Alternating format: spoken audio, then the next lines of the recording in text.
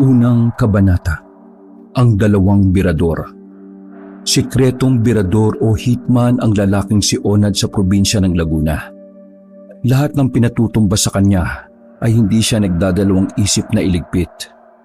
Halos isang dekada na rin ginagawa ni Onad ang ganitong trabaho. 16 anyos pa lang siya ay nakapatay na siya ng tao.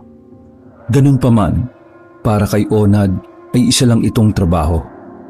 Hindi siya pumapaslang ng tao basta-basta nang walang malalim na dahilan.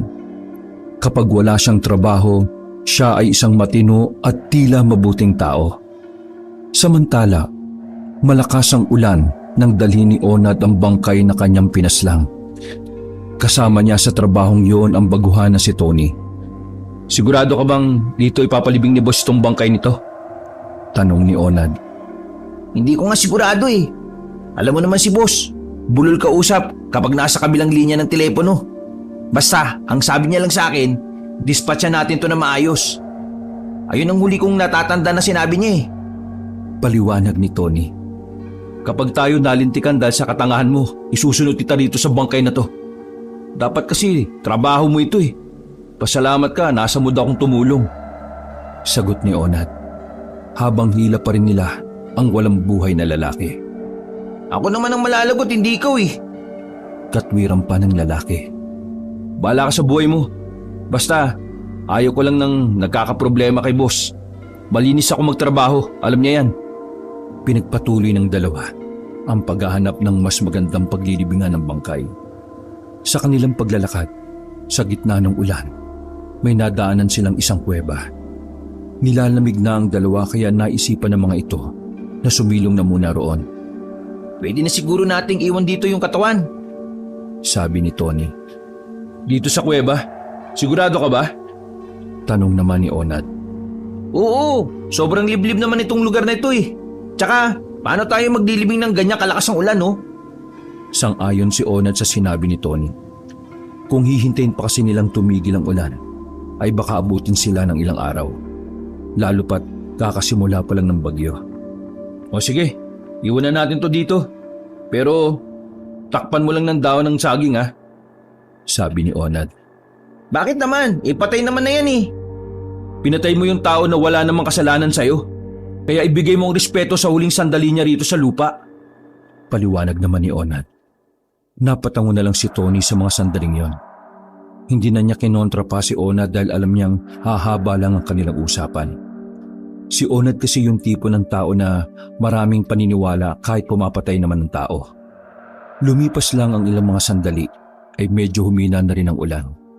Umalis na ang dalawang birador sa kuweba dahil kailangan na nilang mag-report sa kanilang boss. Basang-basa ang dalawa nang sumakay sila sa dala nilang kotse. Nang panda rin na ni Tony ang sasakyan ay napahinto sila kaagad. Oh, bakit? Tanong ni Onad. Sabay silang napatingin sa harap ng kotse. Nakita nilang nakaharang malaking asong itim. Tila umiilaw ang mata nito dahil sa liwanag na mula sa sasakyan. Ang laking aso nito oh. Anong lahi kaya ito? Tanong ni Tony. Tiningnan ng maigi ni Onad ang asong yon. May napansin siyang kakaiba, dahilan para pigilan niya si Tony na lumabas. Hindi yan basta aso, sabi ni Onad. Ha? Eh anong tingin mo dyan? Ahas? Pabalang na wika ni Tony. Kusinaan mo na lang, huwag mo nang labasin. Kailangan na nating umalis. Sinunod na lamang ni Tony ang sinabi ni Onad. Agad din namang tumabi ang malaking aso at pinagmasdan lamang ang kanilang pag-alis. Makalipas lang ang ilang oras, nakarating na rin sila sa kanilang hideout. Pagpasok pa lamang nila ng warehouse ay nag-aabang na roon ang lalaking ubod ng daming ala sa katawan. Isang Black American na natuto lang ng kaunting Tagalog. Tapos ano? Ano? Nasaan ang katawan? Tanong ng kanilang boss na si Howard. Dinispatcha na namin boss. Nilibing namin sa lupa sa isang gubat. Sagot ni Tony. Siniko naman siya ni Onad dahil alam nitong nagsisinungaling ang kasama. Fuck! I told you last night that you need to bring that man to me, dead or alive. Bakit mo nilibing sa gubat? Nasampal pa sa kaliwang pisngi si Tony dahil sa galit ng kanilang boss. Pero Ang sabi niyo sa akin, boss, ilibing. I said bring, not ilibing. Clean your fucking eardrums. Init mo ulo ko. Nanlaki ang mga mata ni Tony nang bumunot ng baril ang kanilang boss at itinutok sa kanya. Wag, boss! Wag! Babalikan ko na lang po ulit yung katawan! Boss! Wag niyo lang akong patayin! Parang awa mo na, boss! Halos maiyak-iyak na sabi ni Tony. Huminga ng malalim si Howard. Sinubukan nito magtimpi. Bring the body to me or else you will die. Pagbabanta ng kanilang boss, napatango na lamang si Tony. Sabay na lumabas si Onad at Tony. Kabadong malala ang lalaking si Tony dahil buhay na niya ang nakasalalay. Samahan mo ko, ha? Sabi ni Tony kay Onad. Hindi na.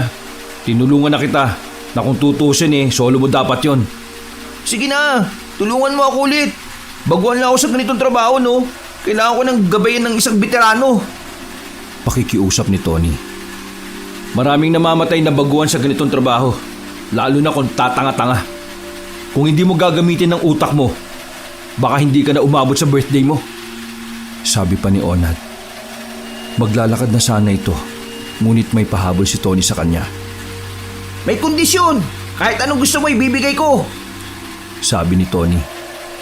Nakangiting humarap si Onad sa kanya. Talaga? Sige. Anong gusto mo? Kalma ka lang, Tony. Sasabihin ko rin kapag natapos na natin ang dapat tapusin. Tara na, habang mahina pa ang ulan. Sabi ni Onad at nauna nang naglakad. Kinakabahan ako sa gusto mo Sakay ng itim na sasakyan ay binalikan ng dalawang kinaroroonan ng bangkay. Huminto sila sa gilid ng kalye at saka pumasok sa kagubatan. Noong mga sandaling yon ay pansamantala nang tumila ang ulan. Tahimik na ang paligid. Maririnig na lamang nila ang huni ng mga ibon. Dito tayo dumaan kanina, no? Tanong ni Tony. Hindi ko alam. Bahala ka. Tanging sagot ni Onad. Makalipas pa ang ilang minuto, natanong na nila ang kuweba gamit ang isang flashlight na kanilang daladala. Nagmadaling maglakad palapit doon. Kaso, nang makarating sila ay wala ng bangkay na iniwan nila roon. Ang nandoon na lamang ay ang mga dahon ng saging. Takang-taka ang dalawa kung saan napunta ang katawan. Nasaan napunta yun? Tanong ni Tony. Baka bumangon. Pagbibiro naman ni Onad. Ano yun? Nabuhay? Biglang sumakit ang ulo ni Tony noong mga sandaling yon. Hindi niya malaman kung anong gagawin niya. Batid niya na kapag bumalik siya ng hideout na wala ang katawan, siguradong siya naman ang paglalamayan. Nandito lang yun Bakit yun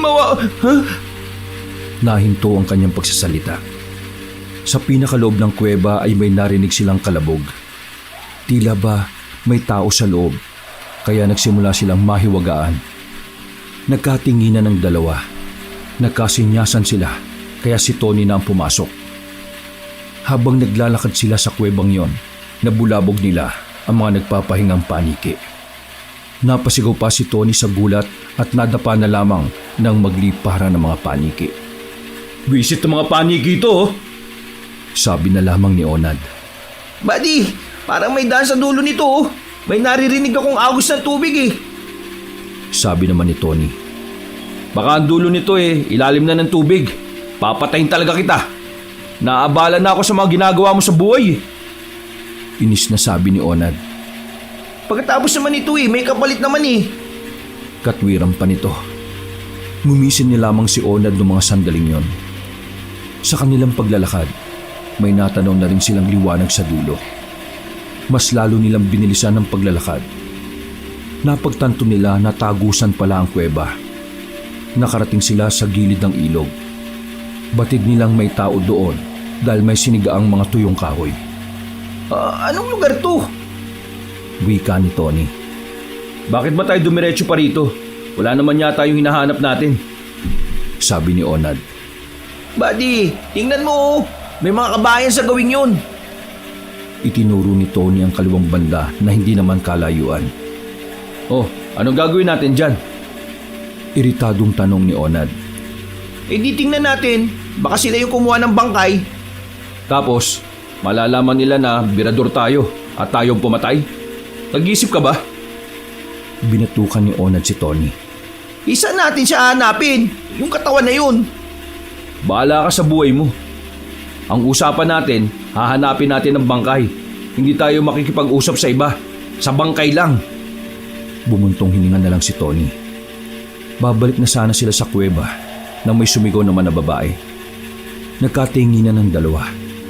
Ang sigaw kasi na yon ay humihingi ng tulong at tila ba nahihirapan. Oh, anong gagawin mo? Tanong ni Onad. Hanapin kung saan galing yung sigaw. Sabi ni Tony. Baliw ka ba? Yung bangkay lang ang pakay natin, kaya tayo napadpad dito. Kaya mo bang marinig na may namamatay tapos wala kang gagawin? Oo, birador tayo. Pero tulad ko, alam ko may malasakit ka pa rin sa iba.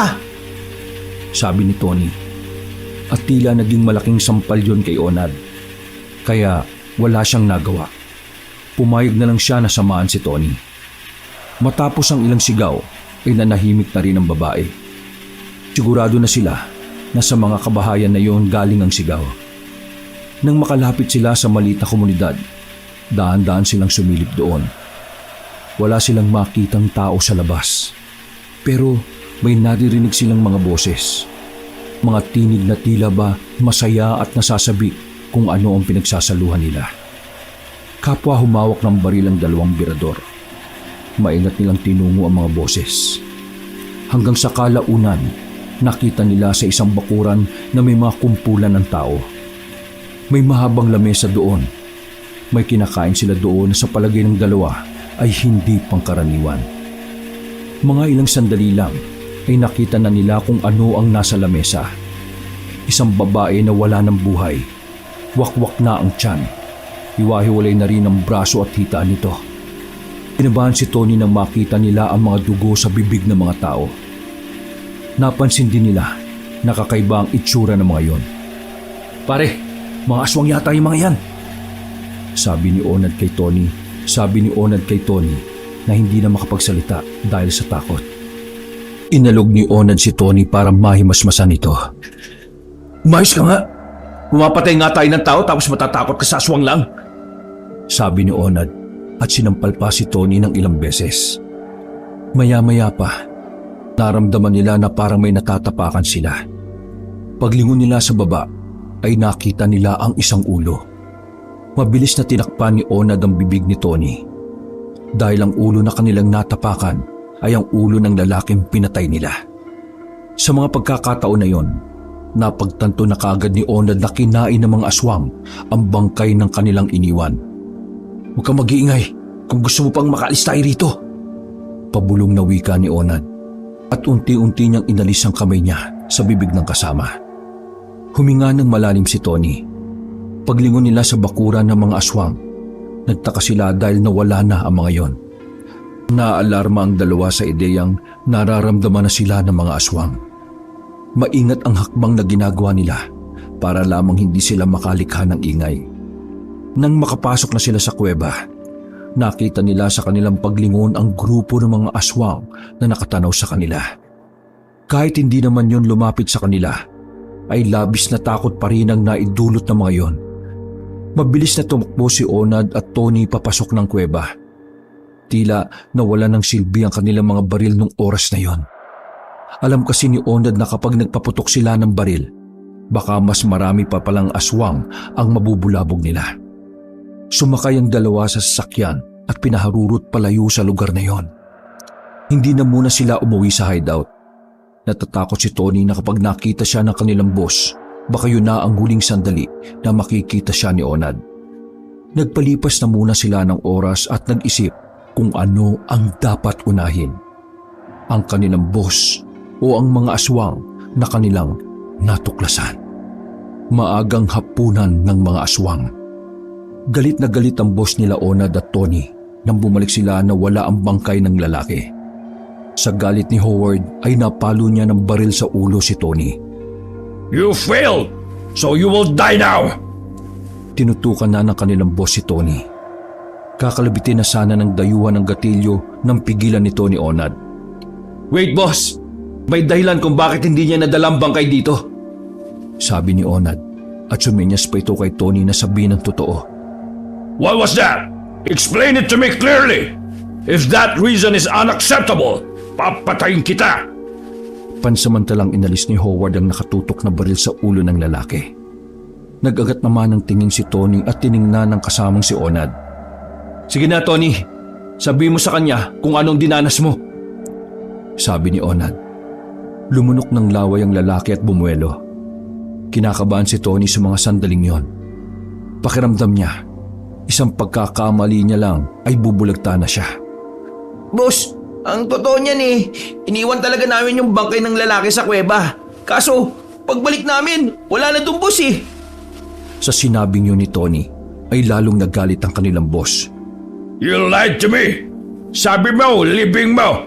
Then now you're telling me that the body of that fucking man is gone? Sinabunutan ni Howard sa buhok si Tony at saka muling tinutukan ng baril. Sir, kinuha siya ng mga aswang ginawa siyang pagkain. Inalis ang ulo. Dagdag pa ni Tony. Nagkatinginan ng ibang tauhan ni Howard at maya-maya lang ay nagtawanan na sila. Shut up! Galit na sigaw ni Howard. Sabay dinakma ulit ang kwelyo ni Tony. Are you making fun of me? No, boss. Maniwala kayo. May aswang sa kuwebang pinuntahan namin. Nakita pa namin yung kuta nila Marami sila. Kumakain sila ng tao. Di ba, Onad? Kay Onad naman nadako ang tingin ng lahat. Pakiramdam ni Onad ay siya naman ang nasa hot seat. Boss, nakakatawa mang isipin pero totoo ang sinasabi ni Tony. Sinama ko siya kanina. Ako mismo, nakita ko rin yung pangyayari. Kung hindi kayo kumbinsido, boss, pwede kayo magpasama ng ilang tao at babalikan namin yung sinasabi ni Tony na kuweba. Sabi ni Onad. Sa mga sandaling yon ay bagyang kumalma ang kanilang boss. Malaki kasi ang tiwala ng kanilang boss kay Onad. Kaya anumang sabihin nito ay pinaniniwalaan kagad ni Howard. Onad, kapag ikaw din loko-moko, you and Tony will die together. Clear? Sabi ni Howard sa kanila. Clear, boss. Sagot naman ni Onad. Man, let's move out. I want to see that aswang creature in my own eyes. If there is no aswang there, bye! Sabi ng kanilang boss na nakatingin pa kay Onad at Tony. Sumama ang kanilang boss sa pagbalik sa sinasabing kuweba ng dalawa. Agad silang bumiyahe patungo doon sakay ng 3 kotse. Sa mga sandaling yon, malakas na ang loob ni Tony. May kung anong bagay ang tumatakbo sa kanyang utak. Isang plano na bigla na lang niyang naisip. Nasa pamamagitan nito, mas mabilis siyang yayaman. Pagparada pa lang ng sasakyan sa gilid ng kalye, ay nakarinig na sila ng hiyaw. Nagkatinginan silang lahat. Au! Biro ng isa nilang kasamahan. Dito ang daan. Sabi naman ni Tony. Sinimulan na nila ang paglalakad. 3:00 na ng madaling araw noon, kung kaya't mas lalong tahimik ang paligid. Hindi nagtagal ay nakita na rin nila ang kuweba. Agad silang lumapit doon. Pinakita pa ni Tony ang mga naiwang bakas ng dugo sa kuweba. Tahimik lang naman ang kanilang boss. Boss, mawalang galang na. Pwede naman na kami na lang pumunta. Baka mapahamak pa kayo. Sabi ni Onad habang naglalakad sila. No, I want to see them. Huhuli tayo ng aswang. Then, bagsak sa black market. Sabi ni Howard. Napatango na lamang si Onad. Nang magkatinginan sila ni Tony, nakita ni Onad ang kakaibang ngiti sa mukha ng lalaki. Tila ba may kung anong tumatakbo na plano sa utak nito. Pasok na tayo. Sabi ni Tony at naglakad na rin sila papasok ng kuweba. Maingay ang iba nilang kasamahan. Hinayaan na lang ni Tony ang mga yon. Para sa kanya, mas pabor sa kanya ang pagiging madaldal ng mga kasama nila. Paglabas nila ng kuweba ay natanaw nila ang maliit na komunidad sa hindi kalayuan. Sa lugar na yan, boss. Nandyan ang mga aswang. Sabi ni Tony at nakaturo pa ang daliri sa direksyon na yon. Pinangunahan pa rin ni Tony ang paglalakad. Ngunit nang makalapit na sila, huminto na si Tony nang makita ang mga taong nandun sa malawak na bakuran. Boss, mga aswang yan. Silipin niyo oh. Ayun boss oh. Sabi ni Tony. Lumapit si Howard at sumilip sa halamanan. Samantala, pumunta naman sa likuran si Tony at bumulong kay Onad. Tara na, iwan na natin yung mga gagong yan. Sabi ni Tony. Ha? Gago ka ba? Wika ni Onad. Bahala ka, maiwan ka rin dito nang mamatay ka. Nauna nang umalis si Tony. Wala nang nagawa si Onad kundi ang sumunod na lang. Walang kaalam-alam ang kanilang mga kasama na nakalayo na pala sila. Maya-maya pa, biglang sumigaw si Tony. Mga aswang! Mula sa kinalalagyan, tanaw ni Tony na hinahanap sila ng kanilang mga kasama. Bigla na ring narinig ang mga kaluskos at tiyaw sa paligid. Sinyales na ang mga aswang ay paparating na. Tama ba itong ginagawa natin? Sabi ni Onad. Oo, para mamatay na yung boss natin. Para tayo nang mamuno sa iiwanan niyang pera. Wika ni Tony. Wala pang ilang minuto. Narinig na lang nilang sumisigaw ang isa sa mga kasamahan nila. Nang tanawin nila ay dumating na pala ang mga aswang. Inisa-isa ang mga kasama nila. Tila naging maagang hapunan ang mga yon para sa mga aswang. Ilang putok ng baril ang narinig doon. Sinubukang lumaban ng boss nila pero sa dami ng aswang, wala rin yung nagawa. Nagkandalasog-lasog ang mga katawan. Umagos ang dugo sa lupa. Bago pa sila makita ng mga aswang sa kanilang pinagtataguan, nagdesisyon ng dalawa na umalis na lang doon. Papatakas na sila nang makita nila ang isang malaking aso. Nakatayo yun sa dadaanan nila sa kuweba. Nakatingin sa kanila at parabang alam ng asong yon na balak nilang takasan ang mga kasama nila sa mga aswang. Sumilay ang mapuputing ngipin ng aso. Naglalawayo na tila handang-handa na yung lumapa ng tao. Sa mga pagkakataong yon, hindi na nagdalawang isip si Onad at Tony. Mabilis silang tumakbo palayo.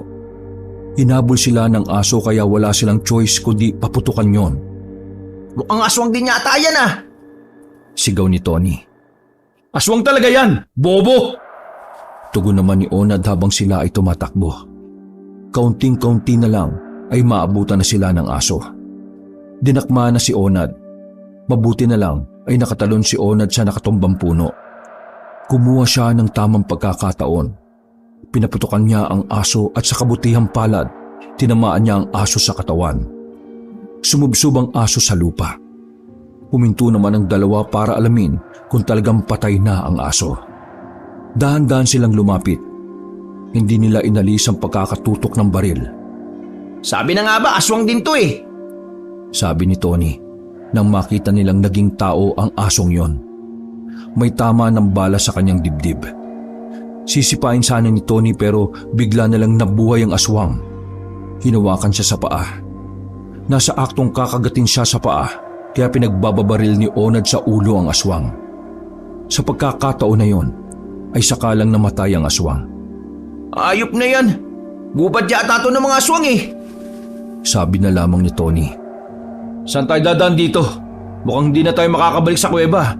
Marami nang nag-aabang na aswang dun. Sabi naman ni Onad. Eh di maglakad na lang tayo at hanapin natin ang ibang daan. Sabi ni Tony na bakas pa rin ang kaba. Lakas ng loob mo ah. Bakit? May bala ka pa ba? Tiningnan ni Tony ang magasin ng baril. Hindi na aabot sa 5 ang bala niya. Dahilan para mas lalo siyang kabahan.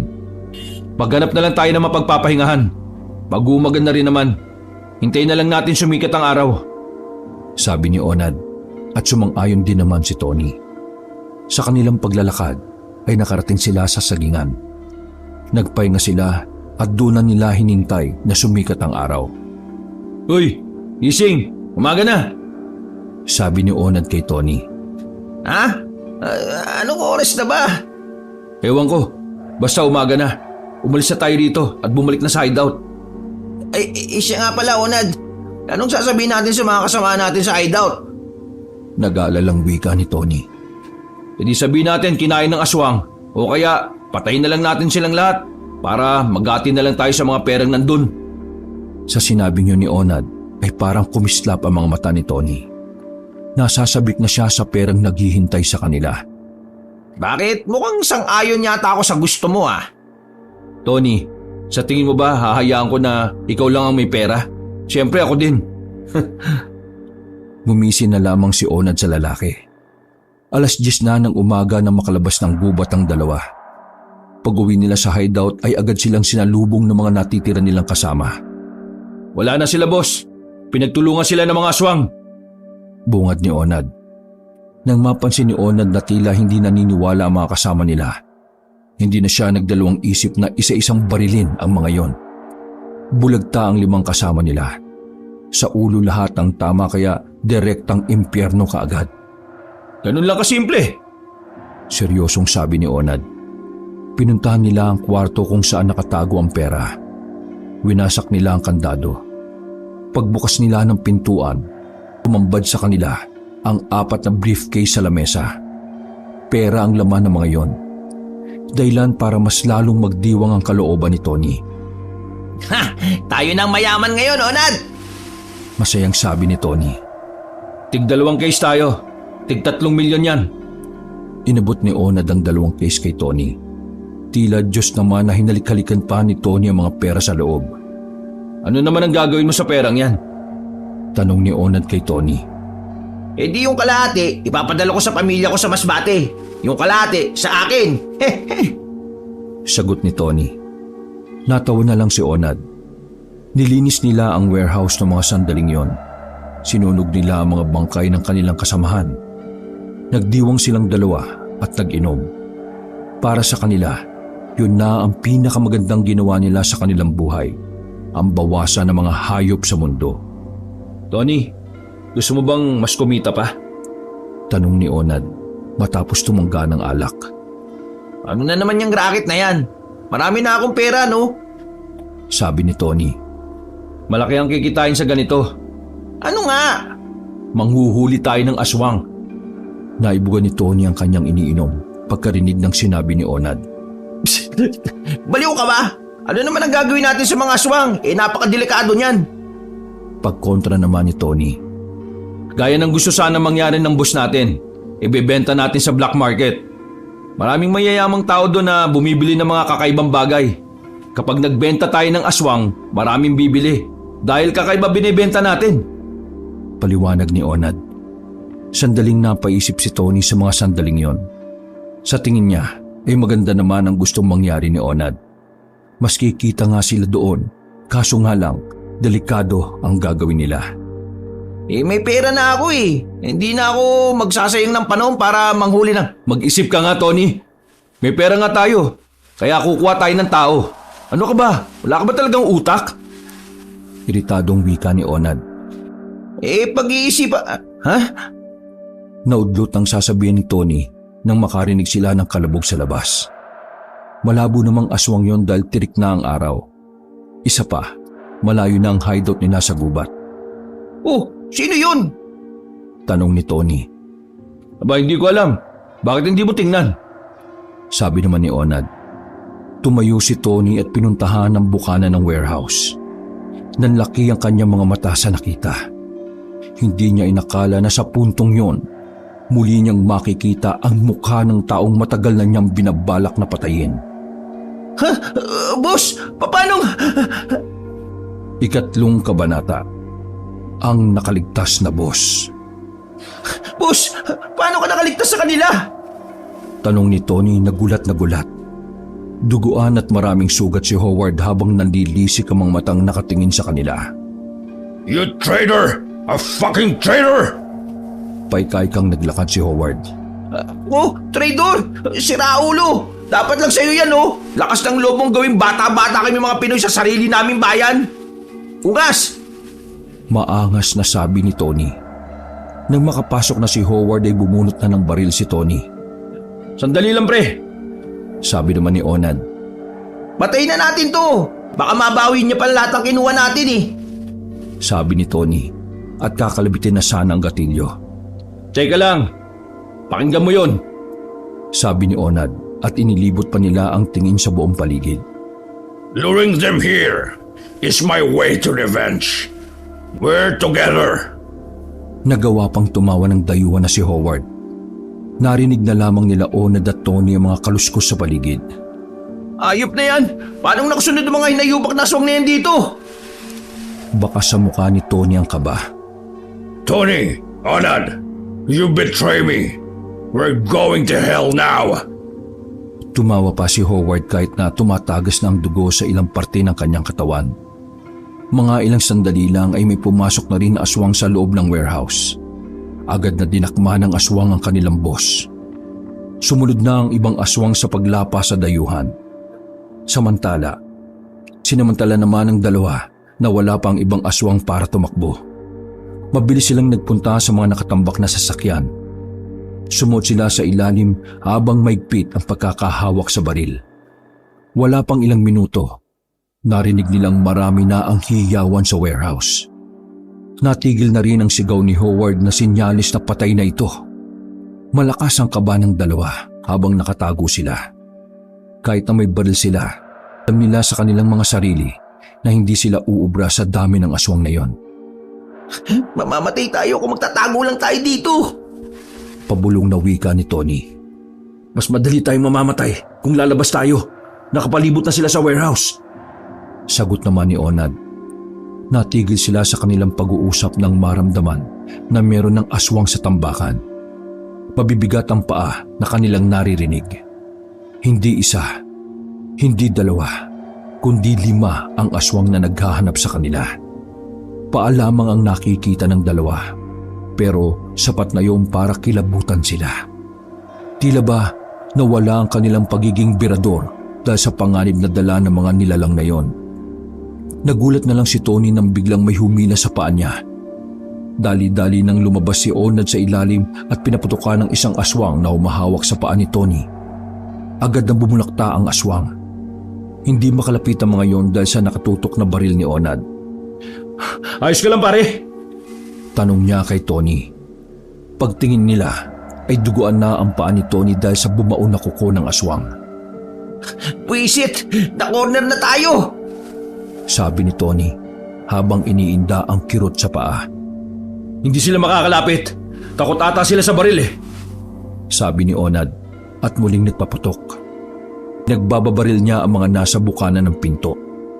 Napatingin sila sa bintana na malapit sa kanila. Yun na lamang ang daan para makalabas sila. Kaya sa mga sandaling yon, hindi na sila nagsayang ng oras. Agad na sinampa ni Onad si Tony. Sumunod naman si Onad paakyat habang nakatutok ang baril sa mga aswang. Bilisan mo! Dali! Sabi ni Onad sa akay-akay niyang si Tony. Habang nasa loob pa ng warehouse ang mga aswang, ay palihim silang pumunta sa nakaparadang sasakyan. Nang makita nilang nakalabas ang mga aswang, ay dali-dali na nilang pinaharurot ang sasakyan. Mabibilis ang mga yon kaya nagawa silang pantayan sa pagtakbo. Habang nagmamaneo si Tony, ay siya namang pagpapaputok ni Onad. Bilisan mo pare! Bilis! Sigaw niya kay Tony. May sugat ang paa ko pre! Kalmahan mo lang! Sabi na lamang ni Tony. Muntikan pa silang mabunggo. Mabuti na lamang ay mabilis na nakabig ni Tony ang manibela palayo sa puno. Pagkarating nila sa kalye na marami ng poste ng ilaw, ay unti-unti nang nawala ang mga aswang. Nakahinga na sila ng maginhawa sa mga pagkakataon na yon. Oh! Ayop na mga aswang yan! Sabi na lang ni Onad at napabuga pa ito ng hangin. Matapos makalayo, ay inihinto na lamang muna nila ang sasakyan sa gilid. Tinalian ni Onad ng tela ang sugat ni Tony para hindi na yun magdugo. Maraming salamat pero parang may nakalimutan ata tayo eh. Wika ni Tony. Nagkatinginan silang dalawa. Napampas na lang si Onad sa harapan ng sasakyan nang maalala ang pinakamahalagang bagay para sa kanila. Buwisit! Yung pera na iwan natin! Inis na wika ni Onad. Naknang tinapay naman Bakit hindi mo kinuha? Napatayo sa kinauupuan si Tony sa sobrang pagkadismaya. Kita mo namang nagpasukan na yung mga aswang eh. Naku naman Onad! Pera na, naging bato ba? Napakamot na lamang si Tony sa kanyang ulo. Balikan natin bukas. Magkasama lang naman yung briefcase natin eh. Wala naman sigurong kukuha nun dun. Sabi ni Onad na pilit pinapagaan ang mood. Paano kung kinuha yun ng mga aswang? Tony, anong gagawin ng mga aswang sa pera? Ipambibili ng tao makakain? Natatawang sabi ni Onad. Napailing na lamang si Tony sa mga sandaling yon. Nagpalipas muna ang dalawa ng gabi sa daan. Wala na kasi silang mapupuntahan dahil walang-wala rin silang dalang pera. Kinabukasan, naisipan agad nila na balikan ang warehouse. Ang malaking pera ang nagtulak sa kanila para baliwalain ng panganib na dala ng mga aswang. Isa pa, tirik naman ang araw kaya kampante silang walang aswang. Pagdating nila doon, ay daan-daan silang pumasok. Kita nila ang mga bakas ng dugo ngunit wala roon ang mga bangkay. Maging ang katawan ng kanilang boss na si Howard ay di na rin nila nakita. Samantala, tagmamadali ang dalawa na tinakbo ang silid kung saan nila naiwan ang pera. Kaso sa kasamaang palad, wala silang inabutan doon. Wala ang briefcase. Wala kahit ano. Ayop na yun, Onad! Nasaan na yung pera? Tanong ni Tony na padabog na hinampas ang lamesa. Aba, ewan ko. Kita mo magkasama tayong umalis, di ba? Ako tatanungin mo. Pabalang na tugon ni Onad na siyang kinadismaya ni Tony. Sa mga pagkakataon na yon, tila ba gumuho ang mundo ni Tony. Matagal na niyang pinapangarap na yumaman ngunit sa isang iglap nawala ang lahat. Pinatikim lang pala ito ng kaunting yaman. Ang tagal kong binalak na patayin niyang Howard na yan para lang makuha yung pera. Tapos, ganito lang pala mauuwi ang lahat. Tak ng buhay to. Sisihin mo yung mga aswang, no? Kung hindi sila dumating, walang mangyayaring ganito. Saad naman ni Onad. Mga hayop na aswang yan. Tusunugin ko yung mga yan eh. Oh, anong gagawin natin ngayon? Umupo si Onad sa gilid ng mahabang lamesa. Ano pa? Eh di wala. Wala naman tayong pera eh. Pasigaw na tugon ni Tony. Kaunti na lang ay magwawala na yon sa sobrang galit. Magbenta tayo ng aswang sa black market. Yun eh, kung gusto mo lang naman magkapera ulit. Para makabawi tayo sa kanila. Sa sinabing yun ni Onad, ay tila nagkaroon ng panibagong pag-asa si Tony. Magbenta ng aswang? Eh paano naman tayo makakauli ng aswang? Kita mo nga ang napakadelikado nila kalabanin. Nalagas nga nila si boss eh. Pagkontra ni Tony, halata sa boses nito ang pangamba. Oh, eh bakit ka natatakot? Mga birador tayo, baka nakakalimutan mo yun. Kasama mo ko, no?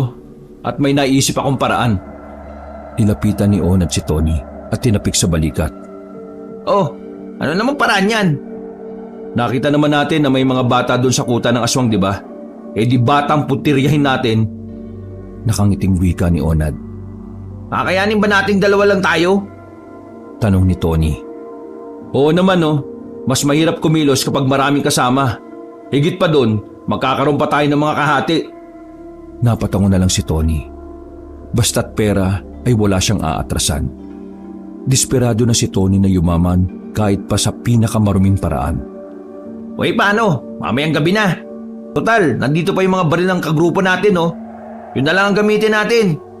Maghanap ako ng lambat o kaya pampatulog para kapag nakuha natin yung aswang, madali na lang natin mabibitbit. Okay, sige. Mabilis na lumipas sa mga oras. Sumapit na rin ang gabi. Naihanda na ng dalawa ang lahat ng kanilang gagamitin. Nasuri na rin nila ang sasakyan at nasigurong nasa maayos naman yung kalagayan. Bumiyahe na rin sila pagpatak pa lang ng 8:00 ng gabi. Pagdating nila sa kalye na katapat ng gubat ay huminto sila. Parehong kabado ang dalawa. Sa kanilang gagawin, alam nila na ang kabilang paa nila ay nakalubog na sa hukay. Mapanganib ang mga aswang. Isang pagkakamali lamang nila ay maaari na silang mamatay. Pinasok nila ang kagubatan. Hawak nila ang mahahabang baril mula sa mga koleksyon ng kanilang boss. Nang matanaw na nila ang kuweba, nagsimula ng kumabog ang kanilang dibdib. Kakaibang kaba ang nararamdaman nila. Pre, maging alerto ka ha. Mahinang sabi ni Onad. Tumungo lang si Tony bilang tugon. Binuksan nila ang flashlight at yon ang nagsilbi nilang ilaw sa daan. Maya-maya lamang ay narinig na nila ang mga hiyawan ng mga aswang. Tila may sinasagawang okasyon ng mga aswang base sa naririnig nilang ingay. Kailangan nating umikot sa kabila. Walang mga bata dyan. Sabi ni Onad. at maingat silang naglakad papunta sa ibang direksyon. Inikutan nila ang komunidad na yon. Tumagal din sila sa paghahanap ng mga bata sa baryo. Ngunit kalaunan lang, nakita na rin sila ng isang batang babae. Lumingon-lingon muna sila sa paligid. Nang mapansin nilang walang gaanong aswang na dumaraan, inilabas ni Onad ang nakaplastik na karne ng manok. Gagi, ano yan? Tanong ni Tony. Huwag kang maingay. Gagamitin natin to para palapitin yung bata. Base sa pagsasaliksik ko, malakas ang pang-amoy ng mga aswang sa karne. Paliwanag ni Onad. Naghagi si Onad ng karne sa harapan nila. Napansin nilang dalawa na naamoy yun ng batang babae. Agad na sumilay ang ngiti sa mukha ni Tony. Tila nawala sa isipin niya na nasa lugar sila ng aswang sa sobrang tuwa. Yan, ganyan nga. Wika ni Tony nang makitang hinahanap na ng bata ang amoy. Naghagis ulit ng karne si Onad. Sa pagkakataon na yon ay nakita na ng bata ang karne ng manok. Dali-daling sinakmal ng bata ang karne at nakita ng dalawa ang pagbabago ng itsura nito. Tony, yanda mo sarili mo. Uhulihin na natin yung bata. Sabi ni Onad. Kanina pa ako nakahanda, no? Walang ano-ano ay tinakbo nila ang bata at sinaklob ang lambat. Mabilis namang itinurok ni Onald ang gamot na pampatulog. Nang mawalan na ng malay ang bata, ipinasan ni Onald ang bata sa kanyang balikat at agad silang nagtago sa halamanan. Inilapag nila ang bata saglit para siguruhin aswang nga talaga ang kanilang nakuha. Jackpot tayo pare, sabi ni Onad. Ayos! Masayang tugon ni Tony. Tara, umalis na tayo. Okay na muna to. Binitbit ulit ni Onad ang bata. Paalis na sana sila pero ang hindi nila alam, may isa pa palang batang nakakita sa kanila. Kuya, saan niyo dadalhin si Nangnang? Tanong ng batang lalaki. Nakatinginan ng dalawa at napamura na lang. Naku po, may nakakita. May panturok ka pa ba dyan? Tanong ni Tony kay Onald. Wala na, pukpukin mo na lang ng baril. Hindi ka pwedeng magpaputok. Mahinang sagot ni Onad. Naku naman nakakainis naman Nasa aktong lalapitan na ni Tony ang bata ngunit bigla na lang yung nagbago ng anyo. Isusumbong ko kayo! Sabi ng bata. Wala nang nagawa si Tony nang tumakbo paalis ang batang aswang. Dahil doon, nagsimula na silang mataranta. Naknanto ko naman bagal mo eh! Inis na sabi ni Onad kay Tony. Kailangan na nating umalis. Magsusumbong yung bata. Agad silang tumakbo paalis. Ngunit hindi pa man sila nakakalayo, natanaw na nila ang ilang aswang na humahabol sa kanila. Naloko na, sabi ni Onad. Ipinasa niya ang bata kay Tony. Uy, gago! Bakit sa akin mo ito pinadadala?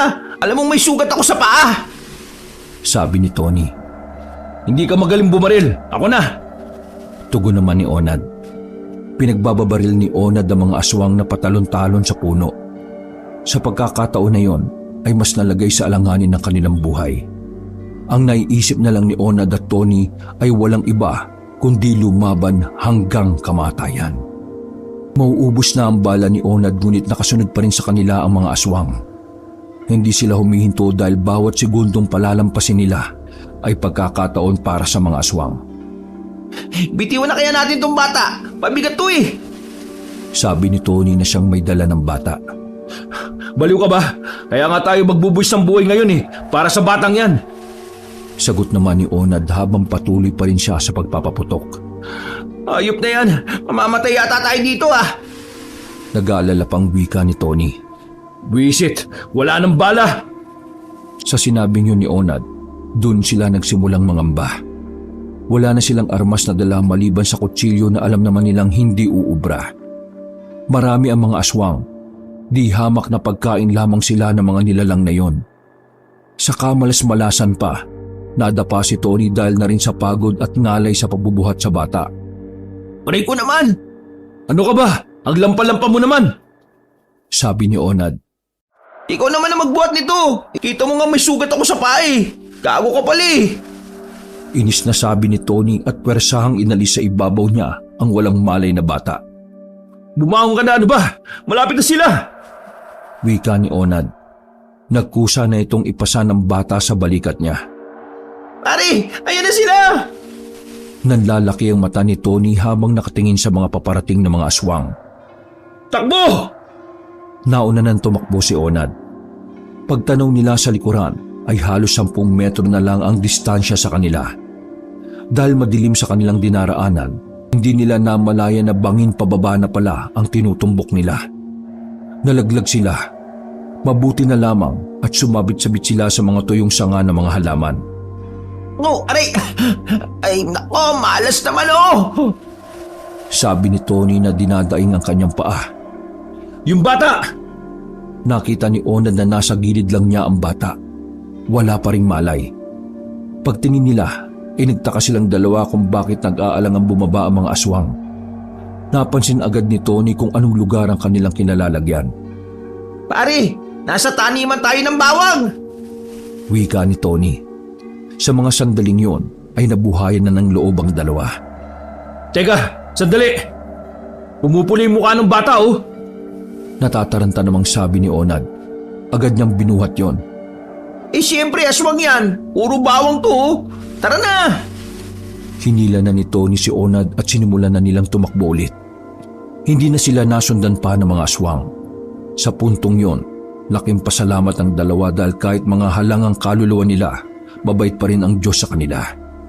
Makalipas lang ang ilang minuto, ay nakalayo na rin sila sa lugar na yon. Hindi na sila nakabalik sa dala nilang sasakyan. Madaling araw na pero nasa kagubatan pa rin sila.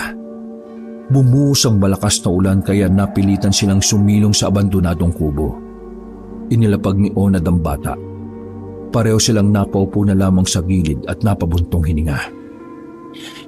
Hindi ba tayo masusundan ng mga aswang na yun? Hingal na hingal si Tony sa mga pagkakataon na yon. Ewan ko, hindi na siguro. Magpahinga muna tayo. Hindi na ako makahinga. Tugon naman ni Onad na makailang ulit pang bumuntong hininga. Kapwa sila napatingin sa bata. Biglang sumagi sa isipan ni Onad ang limitasyon ng itinurok nila. Nabahala si Onad dahil batid niya na kaunting oras na lang ang natitira. Kailangan na nila yung madala sa kanilang hideout. Nang tumila na ang ulan, umalis na rin sila sa lugar na yon. Bitbit nila ulit ang bata at pinagpatuloy ang paglalakad. Muli silang nakarating sa kalye. Inilapag nila ang bata pansamantala sa gilid habang naghihintay ng dadaang sasakyan. Baka naman, lamangan mo ko ha kapag naibenta na natin yan ha. Paniniguro ni Tony. Pwede ba? Saka mo na isipin yan. Kailangan pa nga natin dalhin to sa hideout natin eh. 1 oras na lang magigising na to. Kapag nagising na yan, yari talaga tayo dyan. Napapakamot na lamang sa ulo na wika ni Onad. Mga ilang sandali lamang ay may natanaw na silang ilaw. Narinig nila na may paparating na sasakyan. Agad silang gumitna para harangin ang truck na paparating. Nakailang busina pa sa kanila ang truck ngunit naging matigas ang dalawa. Paghinto ng truck ay pinuntahan agad ni Onad ang driver at saka tinutukan ng kutsilyo. Uga! Naghahanap buhay lang ako! Sabi ng lalaking driver. Hanap buhay sa ganitong oras? Alis dyan! Peram kami na sasakin mo! Sabi ni Onad at mas dinikit pa nito sa liig ng lalaki ang talim. Pakiusap! Huwag niyo ako sasaklan! May pamilya po ako!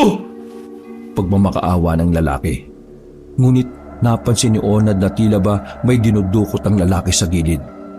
Hindi na nagsayang ng pagkakataon si Onad. Sinuntok niya kaagad ang mukha ng lalaki. Mabilis naman yung nawalan ng malay. Bata lang ang magagago mo, hindi ako, no? Tony! Kunin mo yung bata! Sakay mo na dito! Sabi ni Onad matapos alisin ng lalaki sa driver's seat. Wala nang nagawa ang kawawang lalaki. Pinandar na kaagad ni Onad ang sasakyan na makasakay na si Tony at ang bata.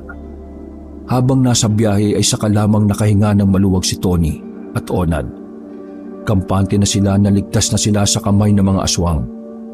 Napapangiti na lamang din si Tony dahil sa nakabungad na pera sa isipan niya sa oras na maibenta na nila ang batang aswang sa black market. Pare, sabihin mo nga sa akin, mapagkakatiwalaan ba talaga kita? Biglang tanong ni Tony kay Onad habang abala ito sa pagmamaneho.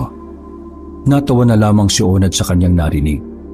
Hindi kasi niya inaasahan na makakarinig siya ng ganoon mula kay Tony sa madramang boses. Ano naman yung pinagsasabi mo? Siyempre, Onad. Naniniguro ako kung pwede ba kitang ituring na kaibigan. Baka mamaya ginagamit mo lang ako Napangisi na lamang si Tony. Sira ulo ka pala eh. Tutulungan ba kita sa misyon mo kung hindi ako mapagkakatiwalaan? Kung tutusin nga dapat nasa Palawan ako Pero nandito ako kasama mo. Dahil sa misyon mo, kaya nasa ganito akong sitwasyon ngayon. Tapos magdududa ka pa? Bulok pala utak mo Sagot ni Onad na sandaling lumingon kay Tony. Oo na. Tunay ka nga kaibigan. Dami mo namang sinabi. Oo at hindi lang naman ang sagot Natatawa na lang na sabi ni Tony. Pinagmasdan ni Tony ang bata. Sa kabilang banda, ang hinayang siya sa batang babae na yon. May itsura ang bata. Mukhang anak mayaman dahil sa kutis nito. Palagay ni Tony, biktima lang din ng mga aswang ang magulang nito.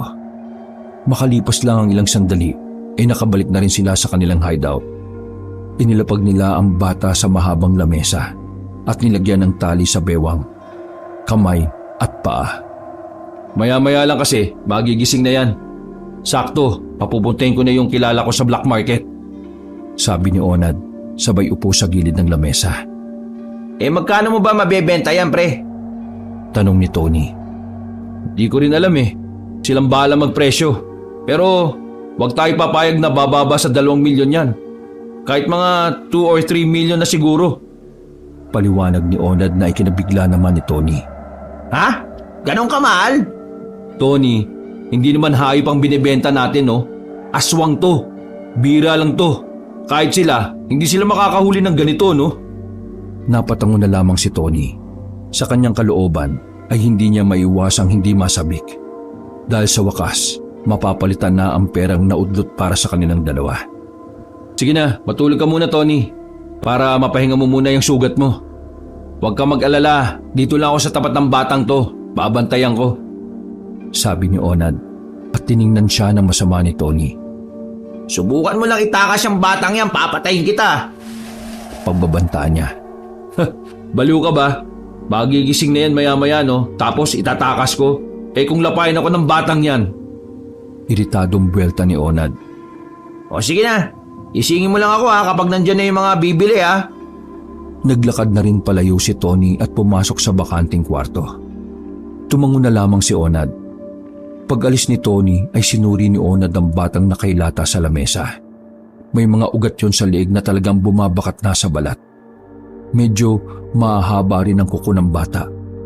Ang mga yon ay senyales na ilang minuto na lang ay muli na itong didilat. Mabebenta ka rin namin. Nangingiting wika ni Onad. Sumapit ang 8:00 ng umaga. Narinig ni Onad na may dumating na sasakyan. Hinuwakan agad ni Onad ang baril na bago niyang kuha sa imbakan nila ng armas. Pagsilip niya sa labas, nakita niya kagad si Joseph, ang kakilala niyang nasa black market. Lumabas agad ng warehouse ang lalaki at hinanap ang bisita. Sakto naman na nagising na si Tony noong mga sandaling yon. Onad! Kumusta? Tanong ng lalaking si Joseph. Ano, bibili niyo na ba? Tanong ni Onad sabay tingin sa daladalang malalaking bag ng mga bataan ni Joseph. Nasaan na ba yung sinasabi mong aswang? Tanong ni Joseph. Sinenyasan ni Onad si Tony para buksan ng mas malawak ang pinto. Sumilay ang malapad ng ngiti ni Joseph nang makita ang batang babae na nakahilata sa lamesa. Onad, di ba sabi mo magigising na yung bata? Mag-alas 9 na, tulog pa rin. Bulong na sabi ni Tony habang nakatingin sa bata. Pinakinggan lamang siya ni Onad, ngunit hindi naman siya kinausap. Yung batang yan, aswang? Naglakad si Joseph palapit sa bata at naglakad paikot doon. Tulog pa kasi. Gusto mo, hintay mo munang magising para makasiguro kayo. Suwestyon ni Onad. Hindi siya pinansin ni Joseph. Nakita na lamang niya na hinahaplos ng lalaki ang braso ng bata papunta sa pisngi. Parang mas gusto ko siyang gawing... Joseph, ano ba? Bata yan! Tsaka di ba sabi ko aswang yan? Pagpuputol ni Onad. Ano naman kung aswang o bata? Pwede namang... Nagulat silang lahat nang magising ang bata. Nakagat si Joseph ng bata sa kamay. Tanggal ang kanyang dalawang daliri. Babarilin sana nila ang batang babae, ngunit malakas nitong nakalas ang pagkakatali. Sumuot ang bata sa ilalim ng sirang sasakyan. Sabi ko naman kasi sa iyo aswang yan. Ayaw mong makinig Sabi ni Onad na nakahanda na rin ang baril. Ano pang hinihintay niyo? Barilin niyo na! Utos ni Joseph sa mga bataan niya habang hawak-hawak ang kamay na sumisirit ng dugo. Tinatad nila ng bala ang kinaroroonan ng bata, habang si Onad at Tony naman ay nasa gilid lang. Hinahayaan lang nilang makipagsagupaan ng mga yon sa batang aswang. Onad, naiisip mo ba naiisip ko? Tanong ni Tony habang nakatingin doon sa lalaking may hawak ng malaking bag. Oo pare, hayaan na natin silang lapain ng bata. Tapos saka natin birahin tong isa. Sabi naman ni Onad. Nang tumigil sila sa pagpapaputok, biglang lumabas ang batang aswang. Mabilis itong gumapang papunta sa kanila. Unang nalundagan si Joseph. Pinagbababaril ng mga tauhan niya ang bata, ngunit sa katangahan, si Joseph ang kanilang tinamaan. Tattad ng bala ang lalaki. Dahilan para sila naman ang mapagbuntungan ng bata. Agad na inatake ng batang aswang ang mga tauhan ni Joseph. Dahil sa kaba, hindi nila magawang patamaan ng bata. Isa-isa silang nilapa ng batang aswang. Lasog-lasog ang kanilang katawan. Tila naging agahan yun ng bata. Nagkalat ang mga laman loob sa sahig habang nagtatalsika naman ang mga dugo sa sahig at sa pader. Onad, ngayon na! Sabi ni Tony. Agad na tinutok ni Onad ang baril sa lalaking may hawak ng bag. Walang pagdadalawang isip niyang pinagbababaril ang lalaking yon. Nagawa pang tumakbo ng lalaki ngunit natumba rin ito sa gilid ng drum. Napatingin sa kanila ang batang aswang. Nang makita ng mga yon ang baril nila, ay parang nagkaroon ng pag-aalinlangan ng aswang. Tony, kunin mo na yung bag. Aalis na tayo. Sabi ni Onad. Gago ka ba? Bakit ako? May sugat nga ako sa paa. Mabagal ako. Sabi ni Tony. Langya naman to. Ako na nga. Mabilis na tinakbo ni Onad ang bag. Sinilip niya ang laman at nagulat sila sa kanyang nakita. Binilikan niya si Tony at inabot ang bag. Tara na, umalis na tayo. Habang takot pa ang bata. Natigilan si Onad nang maramdamang nakatutok sa likuran niya ang baril ni Tony. Pasensya ka na, Onad. Ayaw ko nang may kahati Ha! Pre, anong ibig sabihin nito? Nauutal ang boses na wika ni Onad kay Tony. Pasensya na pero hindi talaga ako tunay na kaibigan Pagdating sa pera, walang pamilya o kahit sino sa akin. Nawala na yung una Di na ako papayag na hahatian mo pa ako rito. Nakangiting wika ni Tony. Gago ka. Huwag kang nga mapagbiro ng ganyan. Pilit lamang ang tawa na ipinakita ni Onad. Aminado siya sa kanyang sarili na kinakabahan siya sa nakatutok na baril.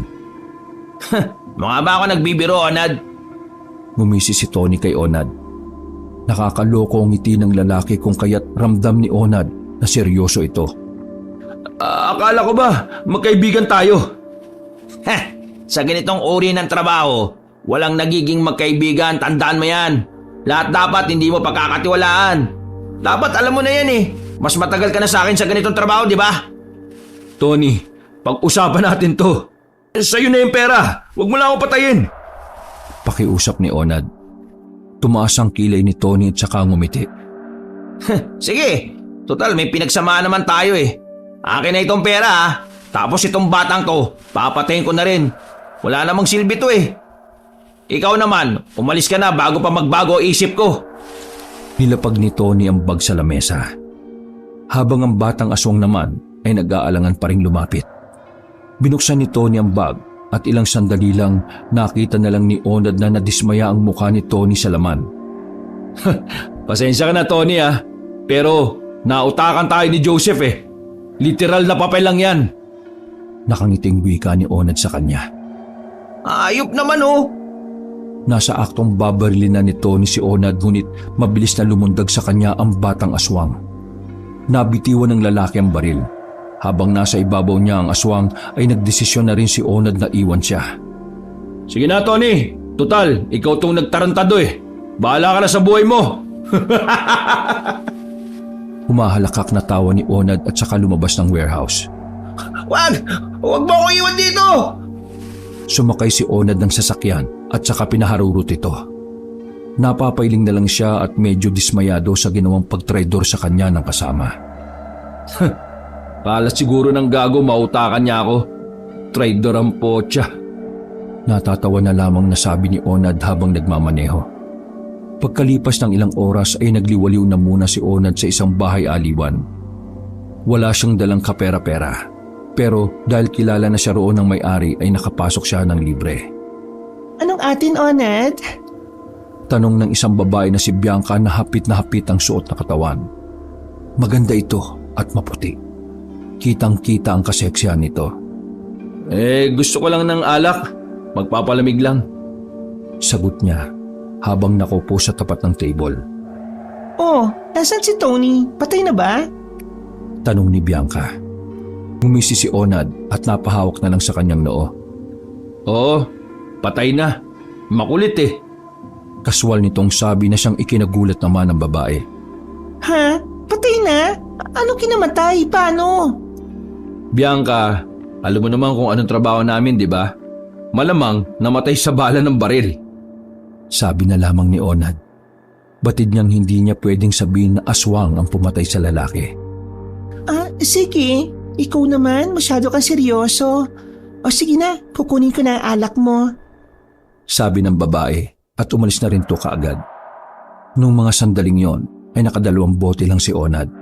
Nagpaalam na rin siya bandang alas 7 na ng gabi. Lalabas na sana siya ng bahay aliwan nang habulin siya ni Bianca. Onad, regalo ko sa iyo sa birthday mo. Baka magamit mo balang araw. Inabot ni Bianca ang isang kwintas na may pendant na bilog. Oh, para saan to? Tanong ni Onad. Sabi niya nagbenta sa akin, pangontra daw yan sa mga elemento. Pati na sa aswang. Di ba sabi mo kanina may haharapin kang aswang? Natatawang sabi ng babae. Ha? May sinabi ba ako? Nagtatakang tanong ni Onad. O sige na, malis ka na. Naglakad na palayo si Onad at sinuot na ang kwintas. Bumiyay siya pabalik ng warehouse. Sa isip-isip niya ay wala na roon ang batang aswang. Malakas din ang hinala niya na patay na si Tony sa mga sandaling yon. Pagdating niya sa warehouse, wala na siyang marinig na kahit na anong ingay doon. Dinukot niya ang kanyang baril at kampanteng naglakad papunta doon. Pagpasok niya sa loob, bumungad sa kanya na nandun pa rin ang bangkay nila Joseph. Nakita niya ang batang aswang na nakatali na dun sa drum. Anong akala mo sa akin, bobo? Nagulat si Onad nang marinig niya ang boses na yon. Paglingon niya ay nakita niya si Tony na may hawak pa rin na baril. May sugat ito sa kaliwang kamay na dulot ng batang aswang. Sinasabi ko na nga ba babalik eh. Dagdag pa ni Tony. Paano ka nakaligtas? Mamamatay ka na kanina, di ba? Nagtatakang tanong ni Onad. Sumilay ang nakakatakot ng ngiti ni Tony. Ramdam sa mukha niya ang galit sa ginawang pag-iwan sa kanya ni Onad. Matagal mamatay ang masamanda mo, di ba? Baka lang nakakalimutan mo. Nakangising sabi ni Tony. Dahan-dahang binaba ni Onad ang hawak na baril. Malakas ang kabog ng dibdib niya. Batid niya na sa mga pagkakataon na yon, di na siya bubuhayin ni Tony. Kumalma ka lang, pre. Wala akong kasalanan sa'yo, ha? Ikaw nga unang nag-traidor sa ating dalawa eh. Wala akong pakialam, Onad. Basta, papatayin kita ngayon. Pamili ka. Papatayin kita gamit tong baril ko o ipapalapa kita sa batang aswang na yan. Idinako ni Onad ang kanyang tingin sa batang aswang. Sa itsura ng batang aswang na yon, parang gutom na gutom pa rin kahit na ang dami na nitong nilapa. Akmang lalapit si Onad ngunit hindi na nagdalawang isip si Tony. Kinalabit na niya ang gatilyo. Tinamaan sa gitnang dibdib ang lalaking si Onad. Bumagsak kagad ito sa sahig ng padapa. Sinabi ko naman sa iyo, Onad, wala ka dapat pinagkakatiwalaan sa mga kasama mo. Lahat tayo sa ganitong trabaho, mga demonyo. Tumatawang wika ni Tony. Babarilin pa sana ni Tony si Onad nang biglang makarinig na siya ng mga yabag ng paa sa labas. Naknanto ko Natuntun na naman ako ng mga aswang. Ang bira naman Katapusan ko na rin pala. Madiin na sabi ni Tony. Biglang may mga pumasok na aswang sa loob ng warehouse. Nakakatakot ang mga mukha nila. Magpapaputok sana si Tony sa mga yon, ang kaso nga lang ay wala na pala siyang bala. Ayop na to, malas naman oh! Bumuntong hininga na lamang si Tony at sa mga sandaling yon ay tinanggap na lamang niya ang kanyang magiging kapalaran. Mabilis na inalis ng mga aswang ang pagkakatali sa bata. Kasunod noon ay pwersahan at marahas nilang kinaladkad si Tony palabas ng warehouse. Pagkaalis sa mga aswang, saka lamang bumangon si Onad. Ay, buti na lang di ko pa oras. Sabi ni Onad, sabay hawak sa pendat ng kwintas na tinamaan ng bala. Napangiti na lang siya. Napagtanto niya na kung di dahil kay Bianca, baka pinaglalamayan na siya ng mga demonyo. Mabilis na pumunta si Onad sa kinaroroonan ng mga pinaglalagyan nila ng matataas na kalibre ng baril. Bukod sa kanilang boss na namatay na, siya lang ang nakakaalam ng taguan na yon. Binuksan niya ang silid. Kumuha siya ng matataas na kalibre ng baril.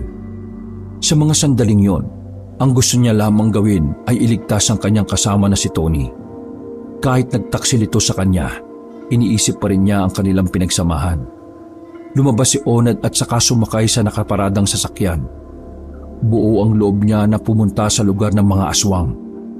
Makalipas lang ng ilang minuto, hininto na rin niya ang sasakyan sa gilid ng kalsada. Nakahanda ng kanyang mahabang baril. Dahan-dahan siyang pumasok sa loob ng gubat. Nang matanaw na niya ang pinagkukutaan ng mga aswang, nagsimula ng dumaloy ang kaba sa kanyang kalooban. Sa lahat na nangyari, napatunayan na ni Onad kung gaano kadelikado kalaban ang mga aswang. Pasensya na mga aswang pero sasabog muna kayo. Wika ni Onad nang makalapit at makasilip na siya sa kuta. Dumukot siya ng isang granada. Tinanggal niya ang pin at hinagis na sa isang kubo.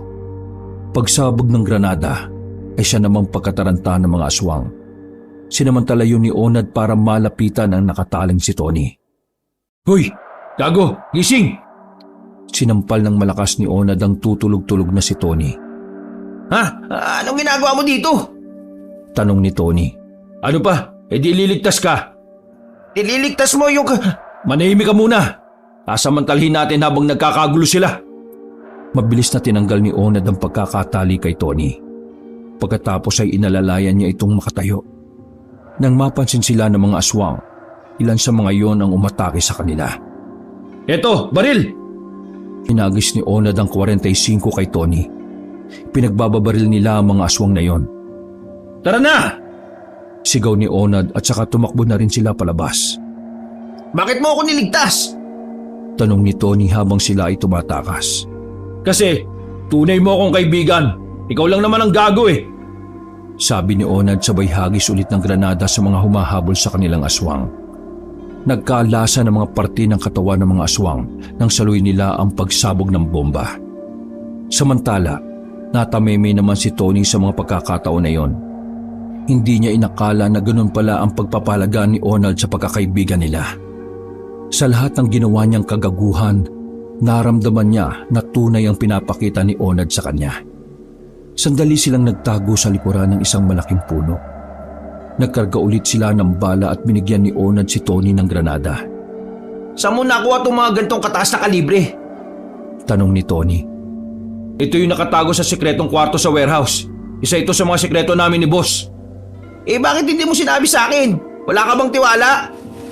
Tanong ni Tony. Gago, syempre, sikreto nga Gagamitin lang yon kung sakaling may nakalaban tayong mga pulis. Pero, ponyemas na mga aswang naman na to. Sa kanila to linagamit. Paliwanag ni Onad. Nang maging handa na sila ulit, ay lumabas sila sa kanilang pinagtataguan. Pinagbababaril nila ang mga aswang na natitira. Nakita pa ni Tony ang batang bihag nila at yung batang nagsumbong. Mga hayop yung dalawang batang yun. Lagot kayo sa akin! Pinagbababaril ni Tony ang mga batang aswang at agad din naman yung tinamaan sa ulo. Bagsak ang dalawang batang aswang. Pinaghahagisan pa nila ng bomba ang mga aswang. Sa dami ng aramas nila ay hindi magawang makalapit na mga aswang. Niraratrat nila ang mga yon. Hindi nila tinigilan hanggang hindi bumabagsak at nauubos ang mga aswang. Makalipas lang ang ilang minuto, napansin nilang wala nang humahabol sa kanila. Mga naghihingalong aswang na lang ang kanilang naririnig. Inisa-isa nila ang mga humihinga pa at saka pinagbababaril ulit. Pare, tapos na ang problema natin. Ubus na ang mga salot. Wika ni Tony. Salamat naman.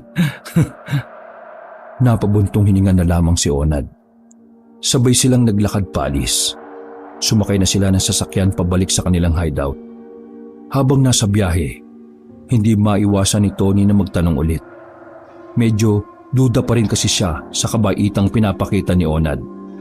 Onad, bakit ba ang bait mo sa akin? May binabala ka, no? Itinapat ni Tony ang baril kay Onad habang sila ay nasa biyahe. Natawa na lang si Onad sa kanya. Ano ka ba naman? Hindi naman tayo magkapareho eh.